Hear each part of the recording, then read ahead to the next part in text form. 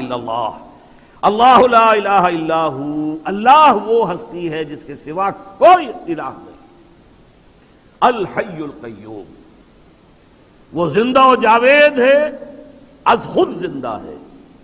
اور باقی جو بھی ہے ما سوی اللہ اس کو تھام کر رکھنے والا ہے۔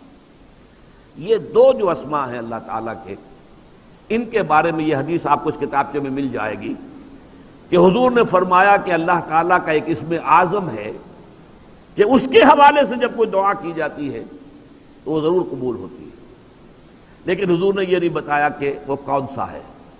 نشاندہی کر دی وہ قرآن کی 3 صورتوں میں ہے، سورہ بقرہ میں ہے، سورہ آل عمران میں ہے، اور سورہ طٰہٰ میں ہے۔ یہ بالکل ایسے ہی ہے جیسے رمضان میں لیلۃ القدر ہے، یہ اور وہ لیلۃ القدر خیر من الف شہر، تعین کے ساتھ نہیں بتایا، البتہ یہ کہ رمضان میں ہے تلاش کرو، پورے رمضان کی راتیں جا کر گزارو۔ اگر تمہیں معلوم ہو لیلۃ القدر کتنی قیمتی ہے تو اس کے لیے 30 راتیں جاگنا کوئی بڑی بات تو نہیں، جبکہ وہ 1000 سال سے افضل ہے۔ اچھا یہ نہیں تو چلو 10 دن آخری عشرے میں تلاش کرو، چلو اور کمی کر دیتے ہیں، آخری عشرے کے جو طاق راتیں ہیں اس میں تلاش کرو، لیکن یہ تعین سے نہیں بتایا، لیکن یہ کہ کچھ ایسے اشارے 27ویں شب کے بارے میں گمان غالب ہے لوگوں کو، لیکن حضور نے نہیں بتایا صراحت کے ساتھ۔ بالکل وہی معاملہ یہاں ہے کہ حضور نے یہ فرما دیا کہ اس میں اعظم ایک ہے اللہ کا، جس کے حوالے سے جو دعا کی جائے گی لازماً قبول ہوگی، اور وہ 3 صورتوں میں۔ اب اس کی تحقیق کی ہے تو وہ یہ نام ہے۔ یہ 2 الفاظ، 2 نام اللہ کے اس طرح جڑ کر بریکٹ کی حیثیت سے سورہ بقرہ میں ہے، وہ تو ہم پڑھ رہے ہیں اس وقت،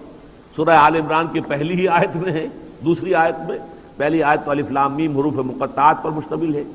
لیکن دوسری آیت میں یہ دونوں ہیں، اور پھر سورہ طٰہٰ میں الحی القیوم۔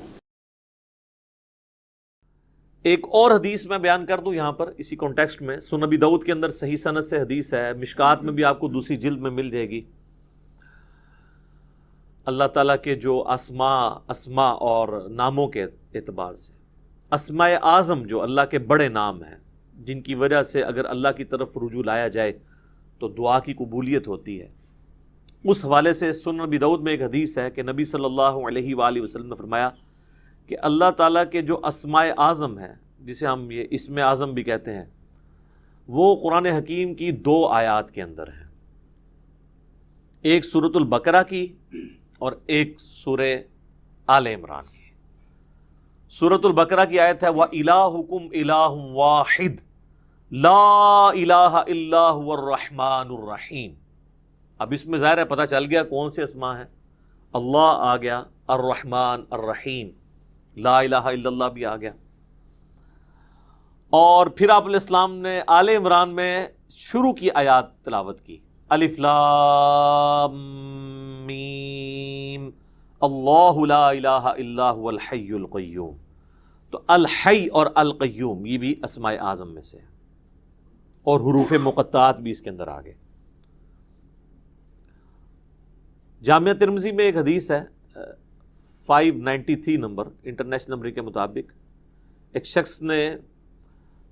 دعا میں جلدی کی اور اللہ تعالیٰ کی حمد کے بغیر ہی دعا کرنی شروع کر دی اور درود شریف بھی نہیں پڑھا، تو نبی صلی اللہ علیہ وآلہ وسلم نے فرمایا کہ اس سائل نے جلدی کی۔ پھر آپ نے بلا کے اسے فرمایا کہ جب بھی تم اللہ سے دعا کرو پہلے اس کی حمد کرو، اس کے بعد مجھ پر درود پڑھو اور پھر اللہ سے مانگو۔ اتنے میں ایک اور شخص آیا، اس نے خود بخود یہی عمل کیا، وہ ابن مسعود تھے رضی اللہ تعالیٰ عنہ۔ تو نبی علیہ السلام نے فرمایا سل تعطا، سل تعطا، تو مانگ تجھے دیا جائے گا، تو مانگ تجھے دیا جائے گا۔ تو دعاؤں کا پروٹوکول یہ ہے کہ جب بھی آپ دعا کریں پہلے اللہ کی حمد بیان کرنی ہے، اور حمد میں اسماء اعظم اس کے، اور اس کے بعد درود شریف۔ تو کوشش کریں کہ آپ یہ 2 آیات یاد کریں۔ سنن نبی داؤد کے اندر اسماء اعظم جو ہے وہ موجود ہیں، مشکات کے اندر بھی، یہ 2 آیات یاد کر لیں۔ ایک تو حدیث میں اس کا ذکر آ گیا، دوسرا قرآن کے اندر یہ موجود ہے، وَإِلَٰهُكُمْ إِلَٰهٌ وَاحِدٌ لا الہ الا هو الرحمن الرحیم۔ یہ سورۃ البقرہ اور سورہ آل عمران، الف لام میم اللہ لا الہ الا هو الحی القیوم۔ تو ان 2 صورتوں کے اندر نبی علیہ السلام فرمایا کہ اللہ تعالیٰ کے اسماء اعظم موجود ہیں، تو یہ آپ پڑھ لیں، اس کے بعد آپ درود شریف پڑھ کے تو دعا مانگیں۔ میں تو کہتا ہوں کہ یا ذا الجلال والاکرام اور یا حی یا قیوم، اس کا ذکر میرے بھائی بہنوں کو بہت کرنا چاہیے، کیونکہ یا ذا الجلال والاکرام کے بارے میں فرمایا العزو بیا ذا الجلال والاکرام، کہ یا ذا الجلال والاکرام کے ساتھ چمٹ جاؤ، یہ لفظ آپ نے فرمایا۔ اور یا حی یا قیوم بھی ایسا ہی ہے، کیونکہ ہے بھی یہ نام ایسے کہ جو اللہ تعالیٰ کی ساری صفات ہیں نا،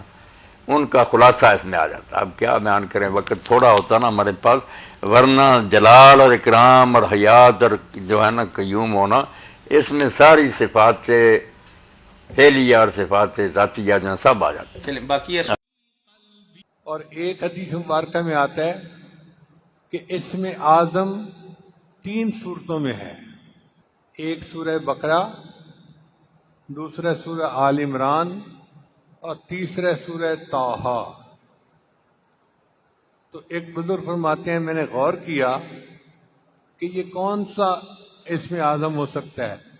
تو مجھے یہ محسوس ہوا کہ سورہ بقرہ میں آیت ہے اللہ لا الہ الا هو الحی القیوم، اور سورہ آل عمران میں ہے الف لام میم اللہ لا الہ الا هو الحی القیوم، اور سورہ طٰہٰ کے اندر آیت ہے وَأَنَتِ الْوُجُوهُ لِلْحَيِّ الْقَيُّومِ۔ تو وہ فرماتے ہیں کہ میرا یہ گمان ہے کہ الحی القیوم یہ اللہ تعالیٰ کا اسم اعظم ہے، اس لیے ہم نے محراب میں یا حی یا قیوم لکھ کے لگایا ہے، کہ بعض مفسرین کے نزدیک یہ اسم اعظم ہے۔ ہمارے بزرگوں نے اس کو مزید آگے نکھارا، وہ فرماتے ہیں کہ نہیں، جو اسم اللہ ہے وہ اسم اعظم ہے۔ بہرحال یہ قرآن مجید کی عظیم ترین آیت ہے، اور وہ خاص نعمت ہے جو اللہ نے فقط اپنے پیارے محبوب صلی اللہ علیہ وسلم کو عطا فرمائی، کسی اور نبی کو عطا نہیں کی گئی، اور نبی علیہ السلام نے ہم تک یہ امانت پہنچا دی۔ ہمارا حال دیکھو کہ ہم اس عمل کی طرف دھیان ہی نہیں کرتے، سوچتے ہی نہیں۔ اللہ تعالی ہمیں باقاعدگی کے ساتھ اس عمل کو کرنے کی توفیق عطا فرمائے۔ رسول اللہ صلی اللہ علیہ وسلم سے میں نے ایک حدیث سنی ہے، حدیث آپ نے سننی اور یاد رکھنی ہے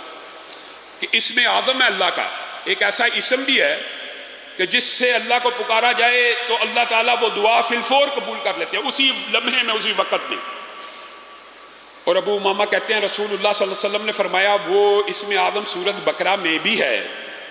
سورت آل عمران میں بھی ہے، اور سورت طٰہٰ میں بھی ہے۔ کہا رسول اللہ نے بس مجھے میرے سامنے یہ بات کی تو میں سورت بقرہ کھول کے بیٹھ گیا، سورت آل عمران کھول کے بیٹھ گیا، سورت طٰہٰ کھول کے، یہ صحابی کا قول ہے، رسول اللہ سے سنا اور اس کے اوپر غور و فکر کرنے لگے کہ یہ کیا رسول اللہ نے بات کی ہے۔ کہا پھر میں سورت بقرہ کی اس آیت پہ پہنچا اللہ لا الہ الا هو الحی القیوم، تو میرے ذہن میں آیا کہ اسی سے ملتی جلتی 2 آیتیں آل عمران میں اور طٰہٰ میں موجود ہیں، الف لام میم اللہ لا الہ الا هو الحی القیوم وَأَنَتِ الْوُجُوهُ لِلْحَيِّ الْقَيُّومِ، یہ تینوں آیتیں کہا مجھے مل گئیں اور مجھے پکا یقین ہو گیا، یعنی تینوں آیتوں میں کیا چیز ایک سی ہے۔ اسی وجہ سے محدثین نے، اور میرے جو نانا تھے خود بڑے شیخ الحدیث تھے حافظ محمد گوندلوی رحمہ اللہ، انہوں نے اسم آدم کی دیگر احادیث اور اس حدیث کو مد نظر رکھتے ہوئے ایک وظیفہ لوگوں کو بھی اور ہماری فیملی کو بتایا کرتے تھے، اور وہ کہتے تھے کہ مجھے یقین ہے، جیسے یہ ابو امامہ کی حدیث کے الفاظ ہے اور دیگر بھی اسم آدم کے حوالے سے 3 حدیثیں موجود ہیں، میں یہ سمجھتا ہوں کہ کوئی شخص اگر اسم آدم کو پانا چاہتا ہے تو وہ یوں کہے بسم اللہ الرحمن الرحیم۔ یہ بسم اللہ الرحمن الرحیم بھی شامل ہے، الف لام میم اللہ لا الہ الا هو الحی القیوم یا واحد یا ذا الجلال والاکرام، یہ مشکل نہیں ہے، بسم اللہ الرحمن الرحیم الف لام میم اللہ لا الہ الا هو الحی القیوم یا واحد یا ذا الجلال والاکرام۔ اور ان کا یہ کہنا تھا، میں نے اپنے جتنے نمازیوں کو، اور اللہ کے فضل و کرم سے تحدیث نعمت کے طور پہ کہہ رہا ہوں، ان کا ہی صدقہ جاری ہے، جس ساتھی کو یہ وظیفہ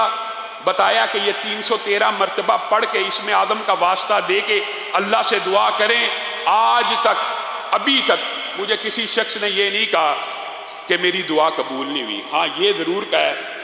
کہ ابھی 313 کے درمیان کئی دفعہ پڑھتے پڑھتے شیطان اس طرح کے وظائف پڑھتے ہوئے شیطان وسوسے ڈالتا ہے، مانتے ہیں تو پورے نہیں ہو سکے. تو جو بندہ یہ سمجھتا ہے ایک دفعہ 313 مرتبہ ایک نشست میں نہیں پڑھا گیا، توڑ توڑ کے پڑھ لے، کوئی حرج کی بات نہیں ہے. 7 دن 8 دن آپ تجربہ کر کے دیکھ لیں. یہ 313 مرتبہ اسم اعظم کا وظیفہ پڑھیں، اور کوئی بھی دعا جو آپ سمجھتے ہیں، علماء کے پاس آتے ہیں دعا کرانا شرعی وسیلہ جائز وسیلے کی قسم ہے، لیکن آپ خود کیوں نہیں کرتے؟ اس اسم اعظم کا واسطہ دے کر اللہ رب العزت سے مانگیں، اللہ تعالیٰ وہ دعا آپ کی اسی وقت قبول و منظور کرے گا. آج کے بعد یہ اللہ کا اسم ہے، یہ اللہ کے نام ہے. ابو امامہ کی اس حدیث سے اور محدثین کے استدلال سے آج کے بعد زندگی کے اندر اس وظیفے کو بھی اپنا لیجیے.